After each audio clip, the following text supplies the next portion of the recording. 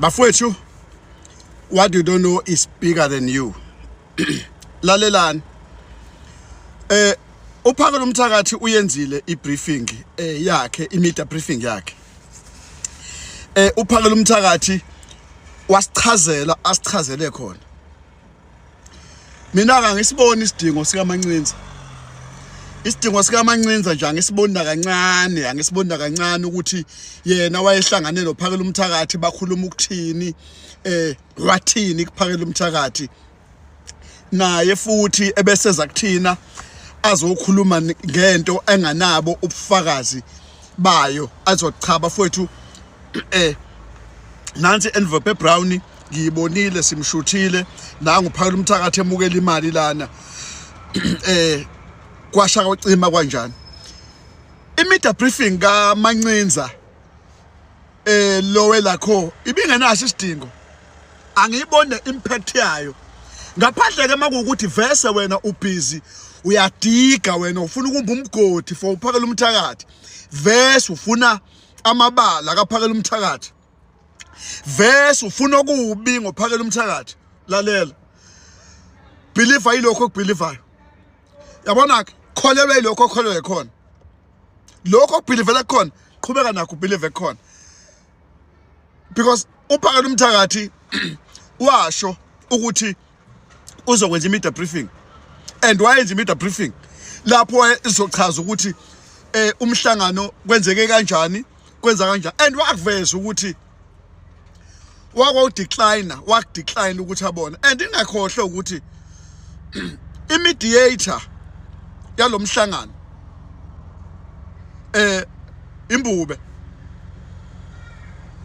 isilo ebesikade si behind kulomhlangano ngakhohlwa lokho ayikho neyodwa into engathi mayishiwe isilo uyinqabe wena uyijustify ufuna ukwenza lokho nalokho lento ifana nokuthi uthumele ingane ukuthi ayokuthathela ukuthi yona ibisithumela enye ingane lo ngani ikhombisa ukuthi ayisafuni ukuthi ithunywe wena isindala mina ke nje ngikushoyo ukuthi whatever abantu abacabangayo whatever abafuna ukuzwa nabafuna ukwenza abenza abakwenzayo but uPhakela Umthakathi he did what he can kodwa ekubalekile sikwaziyo ngoPhakela Umthakathi uPhakela Umthakathi uyabathanda abantu base South Africa uPhakela Umthakathi uyabathanda abantu baseMzansi uPhakela Umthakathi is here for abantu baseMzansi of course vese okukaRamaphosa kungenzeka ukuthi ubefuna ukusho lokho ayekusho kuPhakela Umthakathi ukuthi enze sure ukuthi isimo siphephile ubefuna mhlawumbe ukwenza sure ukuthi iyahlehla imarch ayihlehlanga unfortunately imarch 2 okwesithathu ukuthi nazo ukuthi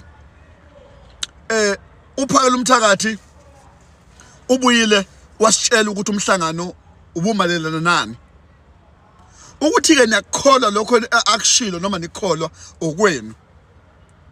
okwenu nina abathanda indaba abafuna ukuyishintsha ngoba noma umuntu uzokhuluma amaqiniso liphi izondi iqiniso entweni ongenabo ubufakazi bayo na noma wena zondi ubufuna ukuthi ngoba nakho umhla ka6 July unkwali yenkosi wakhuluma ngomhla ka6 July uPhali yenkosi samuzwa indaba zakhe za powerful kwakhona amadlanga nawe ubucabanga ukuthi kuzoba khona enye amadlanga commission na no alikho iqiniso entweni nami ngasho ukuthi hayi ufaka Mancinza hayi unomona noma ningathini nomona okaRamaphosa ke bafowethu weningakhohlwaka he's a politician vese ingqondo zepolitiki is to divide to conquer hlukanisa nje abantu ukwazi ukuthi ubanqoba abantu funeka abantu bahlukanise ukuze ubanqobe ukwazi ukuhlala ubaphethe njalo funeka behlukaniswa abantu ngoba abantu mabehlangene beyimbumba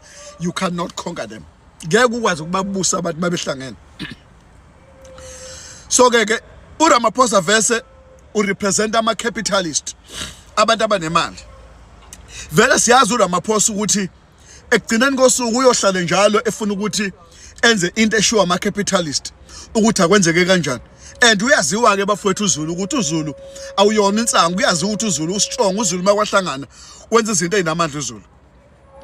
So-ke wenganza kwethu asikhathazeki futhi asisabi, kodwa nje phakathi umthakathi ngiyakuthemba mina mfowethu, ngiyakuthemba nsizwa kithi, khululeka, ungakhathazeki ungakhathazeki ngey'nkulumo zey'mpungushe, ungakhathazeki ngey'nkulumo ey'mpungushe, kodwa nje hayi wena Mancinza, khohlwa Mancinza, khohlwa Mancinza, khohlwa Mancinza, khohlwa Mancinza.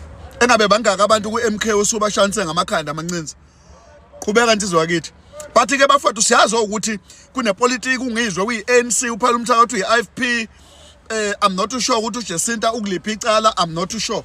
Kodwa ingangeni ipolitiki kulento, ningayifaki ipolitiki kulento bafowethu izongixaka. But nje we will continue to march and march until we win. Kube kuhle kuphela umthakathi uthi Zola wishele uMangwebesi happy birthday. Athunele lude Mangwebesi, kube kuhle futhi uthi ungizwe. Niyambona lo, yabona lo la emva kwami, nambona lo la emva kwami.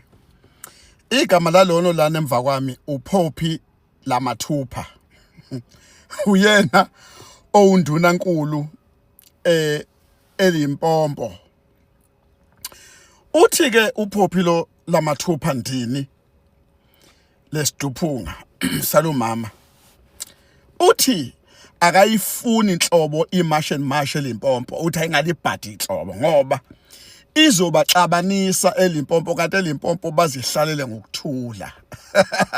Imali nginikhumbuze lo mama wakwaba yini minister lapha eDepartment of Health, wakwaba into enkulu lapha eDepartment of Health lo mama lo ephethe ibhedlela lapho wayeminister impela. Lo mama lo waye busy ehambela ibhedlela eshaya umqiqo ukuthi ibhedlela zakhona zaseLimpopo zigcwele ama illegal foreigners. Yena waye complaina ngeibhedlela lapha eLimpopo esigcwele ama illegal foreigners. Yena lo mama lo manje, yena lo mama lo into ethi ama legal foreigners mawahambe, uye futhi lo mama lo uye futhi manje osethi cha